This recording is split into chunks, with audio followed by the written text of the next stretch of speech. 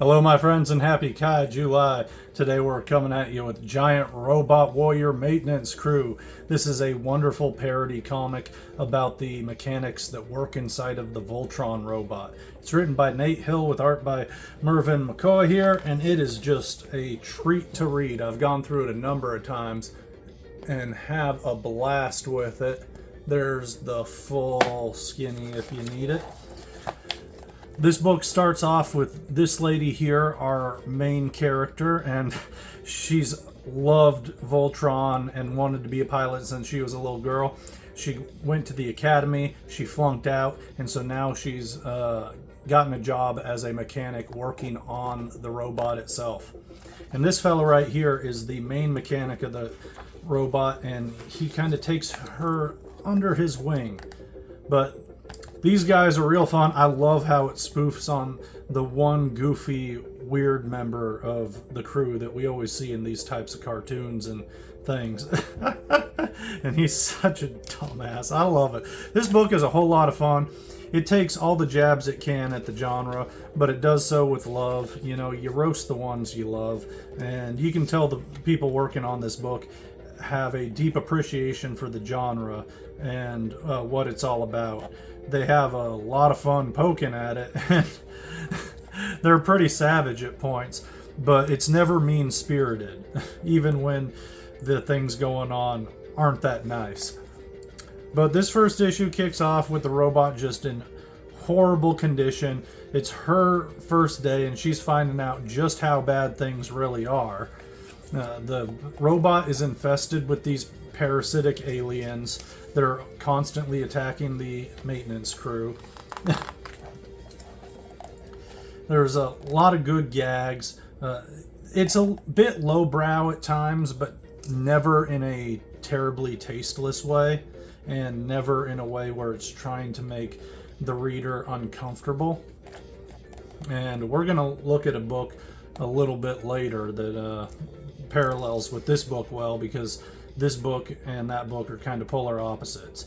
But we'll get to that in a different review where I bring this up as a contrast. But this book by itself is absolutely wonderful. You're going to have a blast with it if you're able to find it.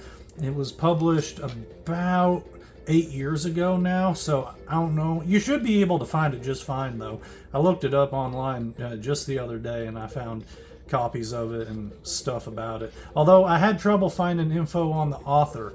If anybody knows more about this author, Nate Hill, let me know or contact me, because I'd like to find more work by this person.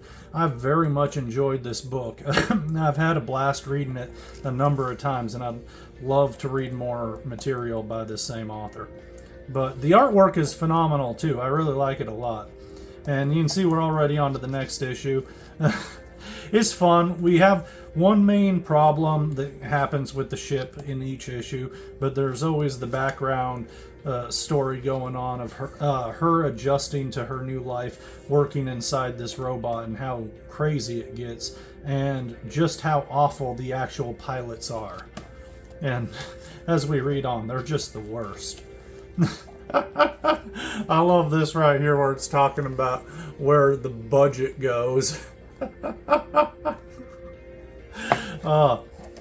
But there's a fun little subplot in this issue here where the where the accountant for the whole team here ends up getting fried one day when they're using the power buster sword thing, and he ends up going crazy and running through all the vents. And so for the past 6 months he's been living inside of the duct vents of this robot, just running around, and he thinks he's a pretty princess, as we can see. He's not in the best of shape. So we have a fun little subplot with him going crazy and kidnapping the main girl here. But he ends up getting his clock cleaned out, both by her and by the other mechanic too. And by the end of it, they just knock him on the head and say, "Hey, did you wake up? It's time to get back to work."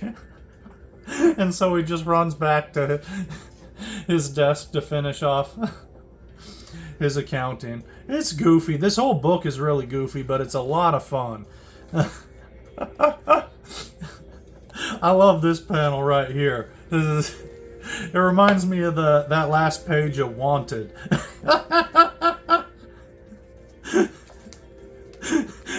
If you've read that, you know what I'm talking about. But yeah, this is real short. There's only a couple issues in this trade paperback, but it's a whole lot of fun.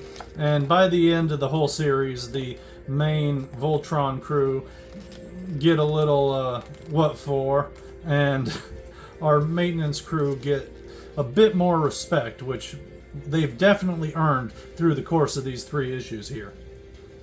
And something I find really interesting in this book, I should say, is that they number each page, but each page is numbered for the issue itself. So we're on page 7 of issue 3, even though we're at the end of the book. So I just thought that was kind of interesting, a little fun, worth noting, I guess, even though it doesn't really make a difference for nothing. But this is a great book. I highly recommend it. There's no real actual kaiju in the book, so I guess I'm sort of cheating here for Kaiju Lie.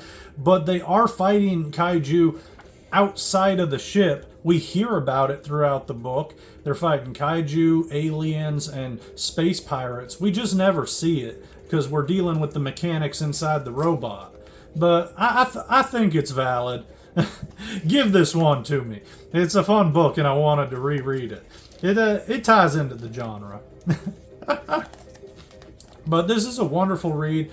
Not a whole lot of monster fighting or action in it itself. There's a few aliens and things in the book. This cover's real fun. But the book itself is a joy to read, and I highly recommend it. If you like the genre at all, you're going to have a good time with this book. There's a decent bit of special features in the back, but that's pretty much it here. I had a blast with this.